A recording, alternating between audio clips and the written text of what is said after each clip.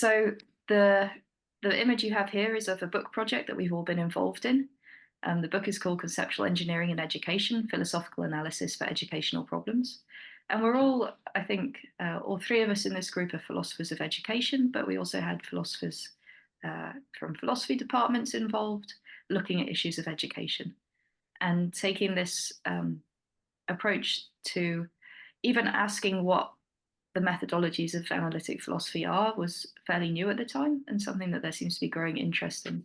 But we did a deep dive into whether conceptual engineering is a promising route in education. So I guess we should introduce ourselves. So I put your, I haven't done much for introductions, but you can introduce yourselves after I do. So I'm Jane Gatley. I'm a lecturer in education at Swansea University. And my research is about philosophy in schools. It's about the curriculum, and it's about the value and nature of philosophy. And I suppose that's where this project comes in. Ruth, do you want to go next? Yeah, hello, I'm Ruth Wareham. I'm a lecturer in philosophy of education at the University of Birmingham, and most of my research focuses on the intersection between religion, belief and education, and I'm particularly interested in the concept of indoctrination, which is my focus in the chapter that I have contributed to the book. Alex? Hello, I'm Alex Nikolaidis. I'm a postdoctoral scholar at the University of Central Florida's Center for Ethics. And my research currently focuses more on ethics education, but I also do work related to educational justice, ethical issues regarding educational policies and things of that nature. And finally, Christian.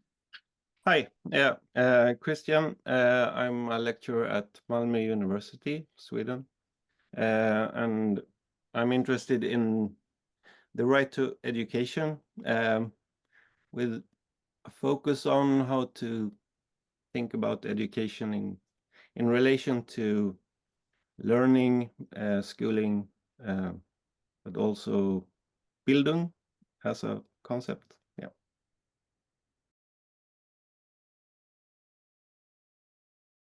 Just to give some background to sort of my motivation behind putting this project together.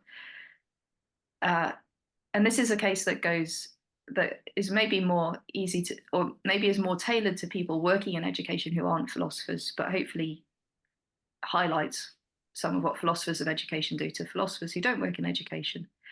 Concepts really matter in education. So there are a lot of concepts that we use in education, and that educators use and the policymakers use to do with education. Education itself is one of them that we'll discuss: intelligence, knowledge, inquiry, justice, equality, teaching, learning, indoctrination, belief, morality, and so on and so forth. And these concepts, they really do matter. So education is one of the biggest interventions we make in people's lives. Most people at some stage in their life will be in some form of education. And many children are placed in educational settings without much thought to whether they want to be there or not, and made to do certain things. And so the way we think about education has a huge impact on a huge number of people, both individuals and also the nature of society. And if we believe, as I think anyone who's interested in conceptual engineering does, that concepts make a difference to what actually happens, to not just how we think about things, but then how we think about things manifests into what we actually do, then we have a whole host of concepts that are regularly used in education, and we can actually point to instances where they do shape practice and policy. So it seems like concepts really matter in education, and so we ought to take them very seriously, and we ought to take what we mean by them very seriously. So that's the general motivation. So in the book project, so at the beginning there was a photo of our book cover, and we all worked on it. We brought together a team of philosophers, many with specialisms in education, to explore whether conceptual engineering is a workable method for educational research. We have a series of theoretical papers which talk about the case for adopting conceptual engineering. My own case is based on the idea that how analytic philosophers have tended to talk about their work, maybe not do their work, but talk about their work, has been an ordinary language analysis of concepts, and how this maybe gets, maybe causes things that aren't ideal to filter down into educational policy. And so we should take an ameliorative approach. Christian also has one of the papers for, and there were several others as well. Then there were some papers against conceptual engineering in education, which we'll touch upon. So Michael Hand argued strongly for ordinary language analysis, particularly of central concepts in education, because changing them sort of loses the base of what you're trying to talk about. I think that's the idea. Ari Mountbatten O'Malley argued that that's just not how concepts work. They don't, you can't change them like that. They're not tools. And James Ando argued that it might lead to a slippery slope where we're maliciously using concepts, or even not maliciously, but misusing them by accident and causing great danger. So we should be very responsible. And I think the section of the book that I'm most interested in, and that I'm really grateful for participants for writing on, is the applied papers, where we ask, well, okay, does conceptual engineering really work when you try to do it with educational concepts? What actually happens? And so both Ruth and Alex are really nice examples of this. Ruth tackled the concept of indoctrination, so looking at conceptual engineering approach, and Alex looked at educational justice using a conceptual engineering approach. And we'll talk later about what they found. So that's just what the table of contents looked like, but I think I summarized most of it. We're very lucky that Sally Haslanger was able to write a foreword for us. I say that because everyone in the book cites her work. So we were all very influenced by it. It seemed to work very well for educational questions, this idea of the social world and the importance of concepts in it. And I think she summarizes maybe our motivation. So she says, any educational system makes judgments about what is valuable in the epistemic domain and what counts as knowledge or expertise, who counts as a possible knower. And because educational institutions also socialize youth into a culture, they also transmit the dominant interpretive framework for understanding the world and provide tools for children to locate themselves in the scheme of cooperation. In short, education is an important site of social subject formation. As a result, critical engagement with the central concepts in philosophy of education and with the content of what is taught and how it is taught should be central to philosophy of education. So it was two questions we're interested in, not three. Are these, and I hope that we'll cover them as we go through our discussion. The first is, what can conceptual engineering contribute to the work of philosophers of education, or contribute to education studies more generally? So as philosophers of education, we also need to make a case to our colleagues that we're useful. And the second is, what can engaging in conceptual engineering about education or with educational concepts contribute to discussions about conceptual engineering? And I think one of the directions we are interested in is this idea that education is provides lots of really rich case studies of concepts in the wild, things that actually happen with concepts. And so hopefully we'll highlight that. And along the way, we'll touch on the concepts of education, educational justice, and indoctrination. So that's our plan.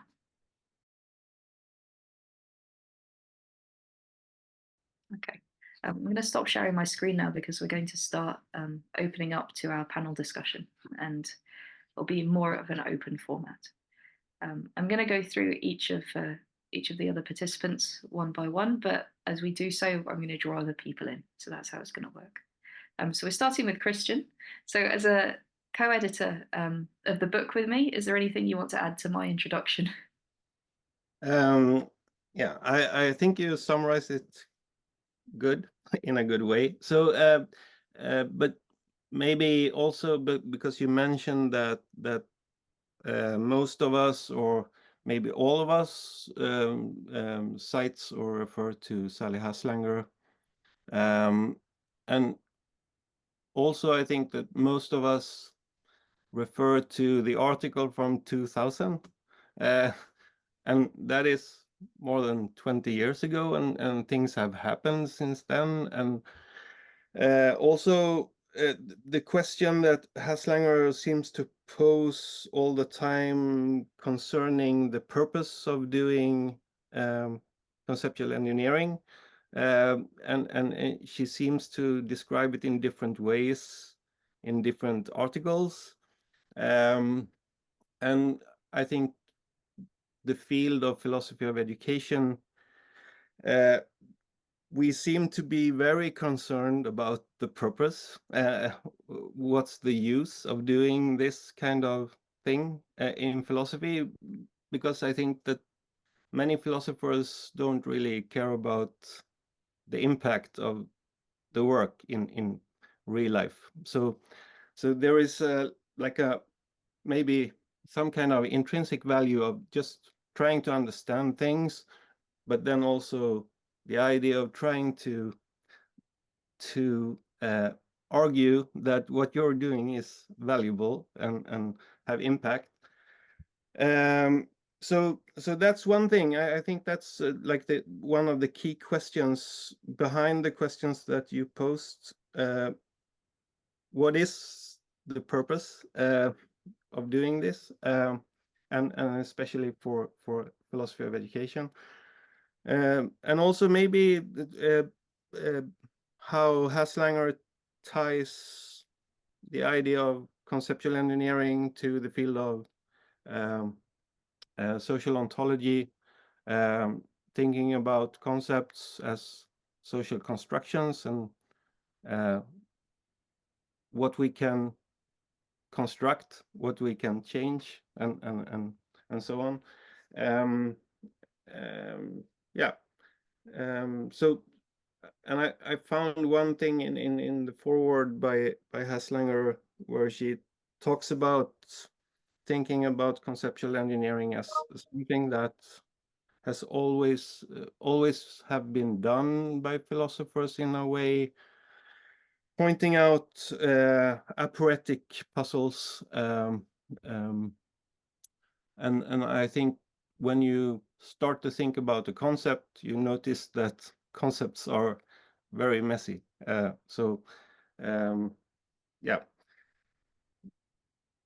Yeah, thank you. I know one of the things that I've often been asked when I've presented my work is, I think both, well, those working in education are kind of worried about, well, what if you're saying that concept should be used for something, where are you getting what it should be used for from? So that's interesting, that question of, okay, how does the analysis and the sort of normative, how do they relate to one another, and where does the normative come from? People are always very concerned by. So one of the things you do in your paper is you look at the concept of education, and I do that too in my paper, and it's a big one to take on at the start. But it's a really important concept in education, is the actual concept of education. Can you explain the two concepts you looked at and how you applied conceptual engineering as a method? Yeah. Okay. So I think my chapter is the main idea is to try to think about we can do conceptual engineering in different ways, or conceptual ethics. So we can evaluate, assess concepts. We can try to change them, and there are different ways to do it. And I think the main point I want to make is there are better ways to do it, and there are worse cases. So I bring up two examples just to apply the idea.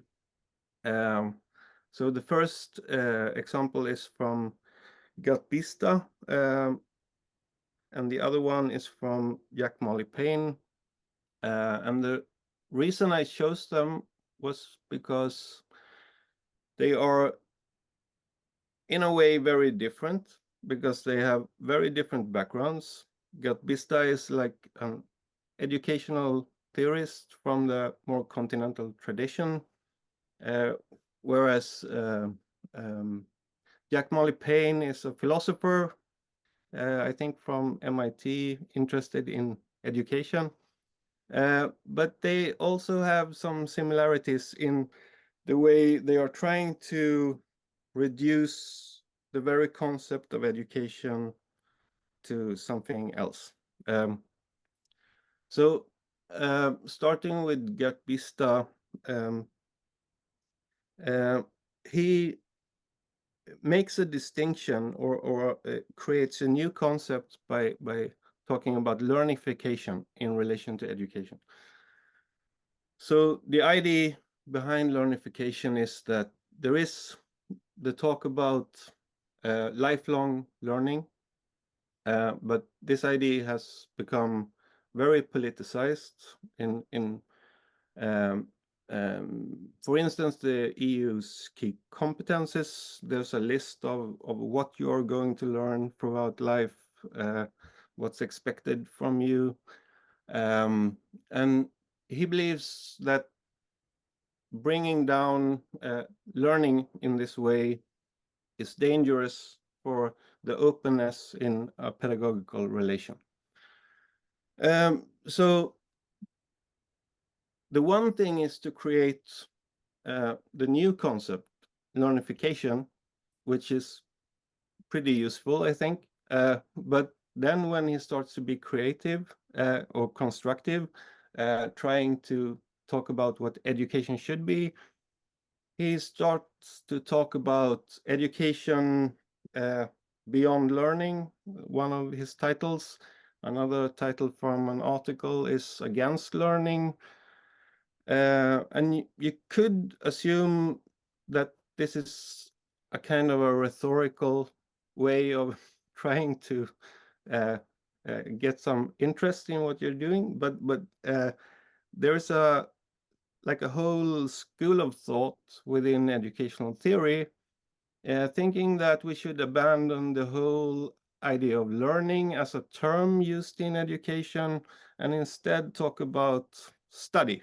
So just to remove all the thinking about learning outcomes and the instrumental ideas of education. So the critique I'm doing is that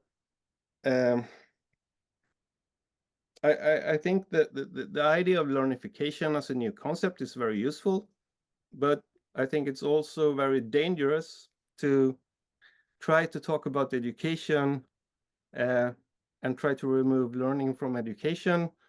So at least from my point of view, I think that education without learning is kind of bad. I think that we can talk about education without learning or learning outcomes being satisfied in the way that we want to. So education is absolutely something different from what learning is, but also when we start to talk about what is good or bad education, I think learning is kind of necessary for the idea of what good education is. So I think we can use that as our example without having to touch on the other concept. So the idea is that what he's doing is over-engineering the concept of education, I think is your point. Yeah. Or a kind of a radical kind of engineering that, so separating engineering concepts in general from what it means to actually ameliorate a concept or improve. And that's what you're concerned with, isn't it? Is this idea of, okay, how far do you go? And so you argue for a piecemeal amelioration rather than this sort of wholesale rejection of ideas or large changes to what ideas are. And one of the ways that you do that is you talk about the idea that a concept of education should cover formal, non-formal, and informal education. And I know that's something that sort of captured the imaginations of others. So, Ruth, you have a project on supplementary education at the moment. I wondered if you had any thoughts about how that relates to how we define what education is, whether you can see any practical import. I don't know, it's open to you. Yeah. It's a very new project, I should say. So my thinking is very unsettled on it. But yeah, as I mentioned in the introduction, so most of the research that I've done so far has focused on questions to do with religion and belief in education. And you know, as we've talked about, really clarifying the concept of education, traditionally speaking, is sort of the place where we start, isn't it, for philosophy of education. So I was thinking about this both in relation to research, but also in relation to our teaching. So when we're teaching about philosophy of education, the first thing I go in with is a lecture about what is education. And I do that not just to clarify what education is, but also to clarify what philosophy of education is, what we're doing, what we're thinking about when we're thinking philosophically, and then trying to get the students to think about the fact that getting greater clarity about a concept can then help to inform us about the sorts of things educators ought to be doing and how they ought to do them. So for me, those questions play out through questions about how religion and belief should fit into the curriculum. So sort of the key thing that my PhD thesis was looking at was, you know, essentially to do with whether religious instruction, i.e. teaching that aims to convince children of the truth of a particular set of religious propositions, is a legitimate form of education, or even if it's a form of education at all, because, you know, on some definitions of education, it wouldn't necessarily count as a definition of education. And actually, the definitions of education that we look at, say, in our Intro to Philosophy of Education module, don't put much flesh on the bones of what education is, really. I think we look at R.S. Peters, which is something along the lines of something worthwhile transmitted in a morally acceptable fashion, which doesn't really give you much in the way of details. Obviously, he builds on that then. And then we look at John Wilson, who doesn't think that it has to be something that's intrinsically worthwhile. He actually thinks, you know, you could have something which is essentially a rotten form of education, but if it's learning that takes place above the kind of natural order of things, then that counts as education. Now, on the supplementary schools sort of thing, I think the questions that I'm looking at are more to do with what the concept of school is, because I was drawn into this area of work from work that I've done for a charity called Humanist UK on illegal and unregistered schools, and how through using legal definitions of what a school is, which in England is a very peculiar definition, which goes along the lines of a setting that provides suitable full-time education for 5 or more pupils of compulsory age, right? So you might say, okay, so what then is suitable education? There's not actually a very good definition of that in law. The definition is just that it must be suitable for the age, ability, aptitude, and any special needs the child might have. So again, it's not giving us anything about precisely what a suitable education looks like. And that has enabled some unregistered religious schools to actually operate as the only form of education that some pupils are getting. But because they're not giving them a suitable education, so not a primary or secondary education, because they're giving them a very narrow religious curriculum, they can say, oh, well, we don't count as a school. And so then you're thinking, well, it is a school. They're spending all of their time there, and this is the only education that they're getting, or the most of the education that they're getting. But you can start to see how those conceptual questions start to play out in things like law and policy. And I wouldn't expect a legal definition to be as broad as a philosophical definition, but you can start to see how really thinking about what conceptual terrain your definitions cover is really important, not just kind of philosophically speaking, but actually practically speaking, for then how you regulate these kinds of institutions, and how you do this in a kind of ethical way as well, I think. I think that's a nice example of that question of what education can give to people who are interested in conceptual engineering, is that you get concepts that you see in action.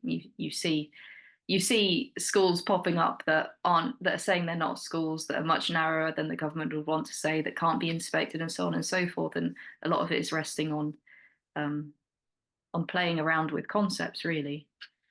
Alex, I think you had some. Do you see that in the United States as well? Yes. So I'm sure you may have heard of the debates about religious education and things of that sort, that are happening here as well, and what, the appropriate scope of education should be, and especially the state's involvement, and thinking about the state's involvement and limits to it. But the way I also approach my own thinking, which is primarily about educational justice, but inevitably in the way of getting to a concept of educational justice, I had to kind of think about conceptual engineering with regard to education as well. And I tend to land a bit on the side of Christian, in terms of being broad and more pluralistic in what I think education should be covering. So very briefly, my understanding of education is involves an epistemic and a formative component. It involves students being able to acquire some epistemic goods and to develop to become someone who they were previously not. And this leaves room for formal education, or institutionalized education, as we typically think of schooling, things of that sort. Non-formal education, which might be religious education, institutions outside formal educational institutions, I guess, that do this kind of thing, but also what we learn informally in the world, right? So these are ways in which education is actually happening, and unless we want to create an odd hierarchy that I think, Jane, you talk about, Christian talks about as well in your papers, we can't just exclude some things from being called education. We need to look on the ground to see what education actually takes place, and this is an important step before we start thinking about, okay, now what should education look like given these issues. So I think that at least with regard to ideas in the book, there seems to be more of a sense that we, although we're trying to do ameliorative work with regard to education, that we also need to be very grounded on what is happening in reality, because that is necessary for truly, doing justice to the kind of work that conceptual engineering will allow us to do. Yeah, right. And yeah, so there's this interplay that we see in our work, I think, because we're all kind of facing education all the time. I'm going to move on to Alex. I'm going to move on to your project. So you already touched on it, just so that we can make sure that we give everything the right amount of time. So would you mind explaining your chapter in the book a little bit? Yes, of course. So very briefly, I tried to do a couple of things, and perhaps too many and not too well, but I think they're kind of necessary steps to show where the argument is heading. And basically, I start thinking about approaches to thinking about educational justice. And these approaches, I identify three approaches, which is justice through education. So many people tend to think about educational justice as using education to accomplish the goals of social justice directly, right? We need to equalize opportunities so students can get good jobs, advance socioeconomically. Then we have justice in education, which is we literally want education to be fair. We can't be denying some students high quality education that we give to others. That's just unfair in itself.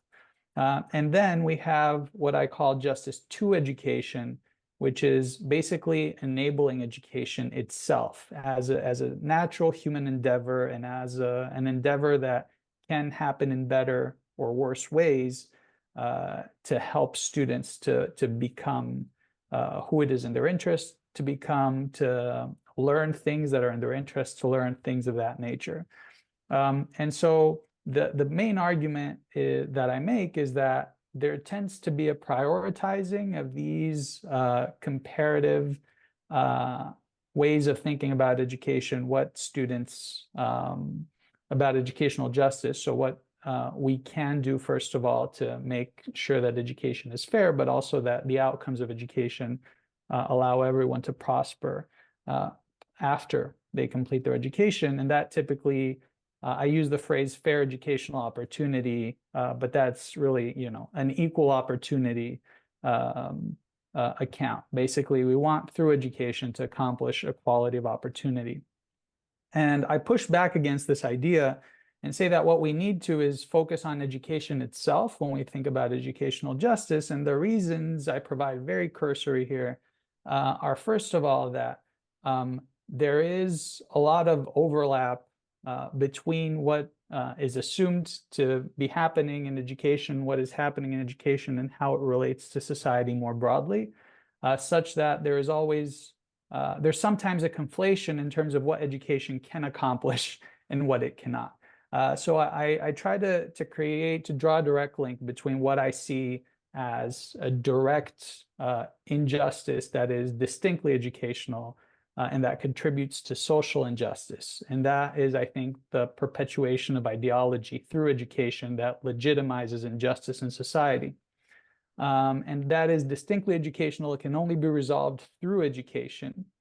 But then fair educational opportunity, there are so many other issues. There are issues of, having a welfare state, having, progressive systems of taxation, reducing child poverty, things of that nature that directly impact education, but education cannot fix. So when we focus on comparative ways of thinking about educational justice, such as equalizing opportunity, we allow education policy to be used as a distraction from other central ways of dealing with injustices in society, first of all.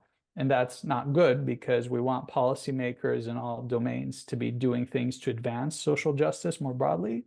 But also it allows us to focus on what is distinctly educational that contributes to social injustice, which is ideology. And so my alternative to that is a conception that I call educational justice as epistemic empowerment and developmental enablement, which basically involves undoing the effects of epistemic oppression and developmental coercion, amplifying marginalized voices, essentially allowing people to develop intellectually and morally, rather than impeding them in order to perpetuate this ideology of competitiveness and ways of, just legitimizing this is what it is, compete, whoever wins, wins.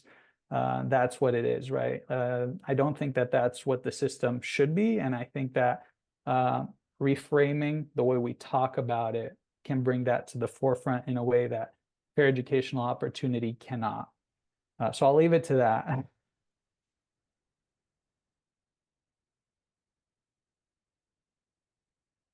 Oh, Jane, you're muted. I just said nice things about it. You missed them all. No, I said I really like your project, and I think it was a very nice fit for what we were doing. So thank you for contributing your chapter. So again, linking to that theme that we have, do you see this concept of educational justice in policy and practice in the United States? Do you see it being sort of bandied around and having an impact?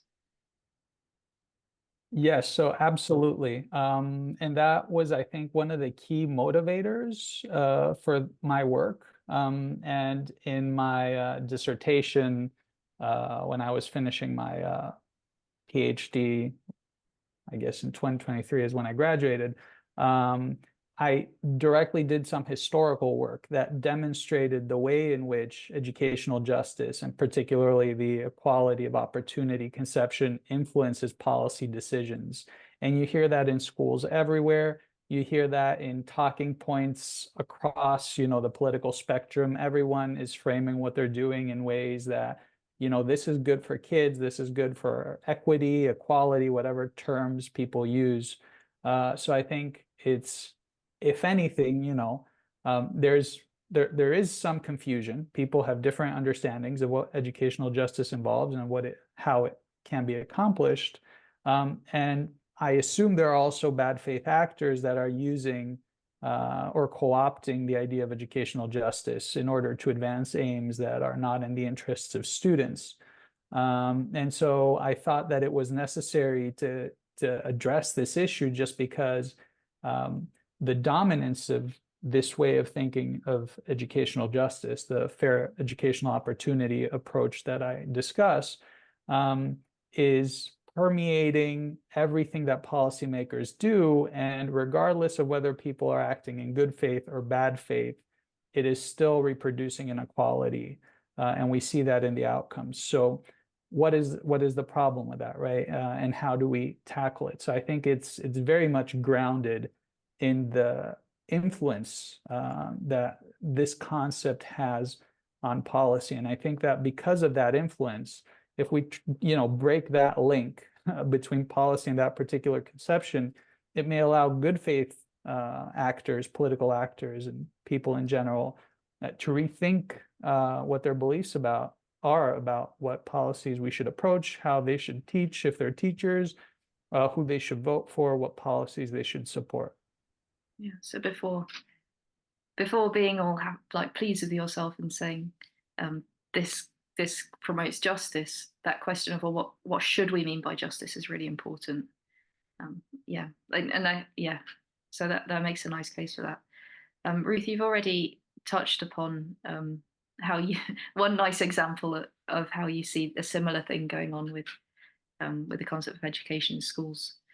So I think I have a list of questions, so I'll miss that question. I've also done a little bit of work on the concept of knowledge and a little bit of like very basic historical work on how knowledge has been used in sort of since the 60s in schools in the United Kingdom, and how that's been taken up by policymakers. And sometimes, I mean, they're always pushing a political agenda and using what they different conceptions of knowledge to push different political agendas. So I think that's really interesting. In the book, one of the counter arguments given to using conceptual engineering in education is by James Ando, and he says we should be really careful with conceptual engineering because we could end up engineering a concept and then that concept being like used really strongly in educational policy, and because education is such a big intervention in people's lives, it kind of spiral. Calls it a slippery slope argument, based on like there's an analogy to what is it, like climate engineering, things like that, geoengineering, where you try and make an intervention and then you ruin the whole world. So I thought this linked a little bit to Christian's work on piecemeal conceptual engineering. Do you have any thoughts on whether you think that's a real worry, Christian? Or what do you think about what James says? Yeah, I think, I mean, the thing with a slippery slope argument, so in every textbook you read about logic and critical thinking, slippery slope is viewed as like it's a non-deductive argument. So instead of having if this and this, then this and this will follow necessarily, so we have in a slippery slope a kind of if this and this, maybe this possibly can happen. So and in that sense, I mean, the argument in itself or the text is hard to falsify or refute. So because of course it's possible that rearranging or changing concepts could have effects. But what I think is important in James' chapter is that the distinction being made between just engineering and also ameliorating a concept, because we can never know the consequences of what the effects will be, but we could be kind of careful in our ways of engineering concepts, and also critical. And I think that also the examples I bring up in my chapter as bad examples of engineering are in a way good examples, because they start a critical discussion concerning what education is. So when I read Gatley, when I read Jack Molly Payne, I start to think about what I think education is, and I think that's very useful. So in that sense, I think that even if there is the risk, the kind of slippery slope that James talks about, I think we should try to put forward ideas on what education is, so that they can be refuted also. And we could have an open discussion instead of locking ourselves into some kind of idea of what education is, which is the thing being done in policy works and EU documents and so on. Yeah, that's right. And I think one of the responses that I have that James does mention and reply to is that, well, we have lots of examples of how concepts are being engineered by non-philosophers in education, often with political purposes, often without due care to the consequences, often without enough clarity. So the example of knowledge, I look at Michael Young's concept of knowledge, and that's been very influential in schools in the United Kingdom. He was a sociologist, and he's had a few concepts. He's gone back and forth with them. But the one he settled on, he was really surprised by how government took it up and kind of appalled. He didn't like it. And my critique is that, well, you weren't clear enough. You were thinking very hard about what we mean by knowledge, what effect that has on the world. But if you're not very clear about your concept, then people can take it and use it maliciously. So I think concepts can be used in all sorts of ways, and there is a slippery slope with all of them. But I think you're right that actually being involved in the conversations is more important than being too scared to be involved because your concept might have an impact. You just got to do it well, right? And we've got to hold each other to account as a community. Okay, I'm going to move to Ruth now, just to keep the timing going. So Ruth, in the book, you look at the concept of indoctrination. Can you say something about why you thought it was an interesting concept to apply an engineering methodology to? Yeah, so I've been thinking and writing about indoctrination for quite a while. And there are these ongoing debates in Phil of Ed about how precisely we should define it. So there's arguments about whether it should be defined according to content, the method of teaching, the intention of the teacher, or the outcome. And these are kind of interminable debates, right? Because although there was a kind of big explosion of literature in the sort of 70s about this, everybody starts their article on indoctrination with some kind of disclaimer about why they're revisiting indoctrination because so many people have covered it. So it's simultaneously this idea that we're supposed to be as clear about it as we ever could be. I think that's what Snook said about it. But also people just keep returning to it. And I became really interested in applying the sort of conceptual engineering lens to this issue, because I looked at Jane's paper on the issue of engineering educational concepts, and I saw the bit where she said, you know, how we understand these concepts can really drive social progress, but it can also lead to some kind of social stagnation or to damage. And this really chimed with a bit of a disturbing trend I'd noticed, not in the philosophical literature itself, but in how indoctrination was being used or perhaps misused in public discourse. And in politics as well. So essentially, it seemed to me like it was being used to pick out teaching of any topic that the person using it didn't like, and that they weren't paying attention particularly to how the topic was being taught or the extent to which those who were exposed to it were affected by it. And it was also being used as a reason to attack teachers or to squeeze certain topics out of the curriculum, especially things like LGBT inclusion, sex education, anti-racism, in a way that looked to me like it's more likely to be harmful to individual pupils and teachers and society more broadly than kind of almost avoiding using the term. And I found that problematic because I found it a very useful term in my own research. And it's worth pointing out, although it's bandied about almost universally as a pejorative nowadays, it's not always been a pejorative term. So it used to just denote teaching.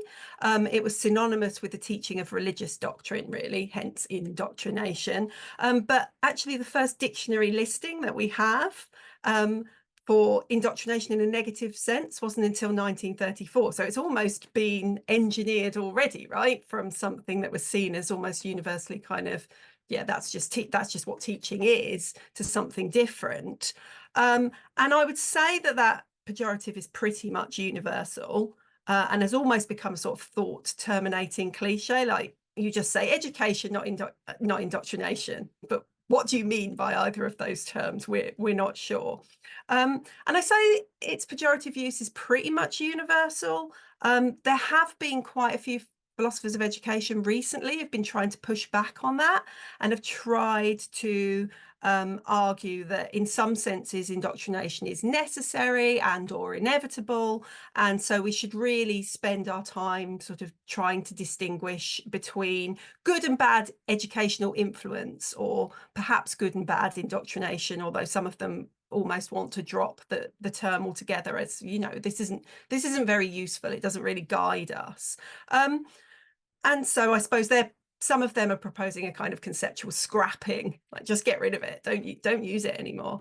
And I think part of that arises from trying to accommodate this idea that in order to prevent indoctrination, i.e. the inculcation of beliefs that are in some sense held apart from the evidence or reasons for having those beliefs, you have to inculcate at least one sort of set of beliefs, one category of beliefs, and that is the belief in rational methods of knowing, right? You can't get people to question that because that's the foundation on which everything is built. So it's almost this idea that you have to indoctrinate them so as not to indoctrinate them. But I don't think the appropriate response to that is just completely scrap this concept. I think it is conceptually and socially useful to retain the pejorative sense and apply that to instances of belief inculcation which undermine rationality and the autonomy of learners. And I think that what we actually need is a different concept, like obviously a related concept, but for that term of the inculcation of rational ways of knowing. And I, sort of following some psychological work in this area, call that inoculation, and I want to kind of pull those two apart. And I think I found partly the rationale for that drawn from applying these three tests that Jane suggests in her work on the subject, which is, well, look at, is the concept good for the individual being educated? Is it good for society as a whole? And does it yield practical guidance for educators? And I think that although the term can be used in a sloppy way, and that's kind of what we see in this public discourse, and that's a way that means that it isn't good for individuals or society, and then doesn't really guide educators, because really it's kind of teach that or don't teach that, and that's the only guidance that there can be. I think there's scope to improve this, and I think we should be perhaps more alert to the possibility that it can happen unintentionally. So although it's a bad thing to indoctrinate, you might do it by accident, and so acting as though all indoctrinators are kind of there deliberately brainwashing people is part of the reason this debate is so heated. So I think we need to think about that. Even though it is still a form of miseducation if you do it for, you know, because of the fact that you yourself are indoctrinated, for example, which could be one reason why you are teaching certain beliefs in an unreflective way. So I think conceptual engineering does give us a really interesting lens to look at these issues through that is something that's genuinely novel, I think. This isn't the question that's written down, but it is the same question, really, so don't panic. Okay. So I just wanted to frame it like this. You've been working on indoctrination for a long time. You know, you're working on a book on it. You wrote your thesis on it. You have papers on it. Did sort of taking up this idea of conceptual engineering help in any way? Did it add anything? Or you just... So what's the difference? Is there any? So this is the question that I'm still thinking about, because I don't think I've come to a firm conclusion about whether this is an entirely new method in philosophy, or if it's just one that clarifies and crystallizes the work that philosophers in general and philosophers of education specifically already do. But I am really persuaded by these ideas that old concepts can become harmful, that they can be used in harmful ways, that we ought to be tweaking and improving them, that sometimes we need de novo concepts to more adequately understand our social world.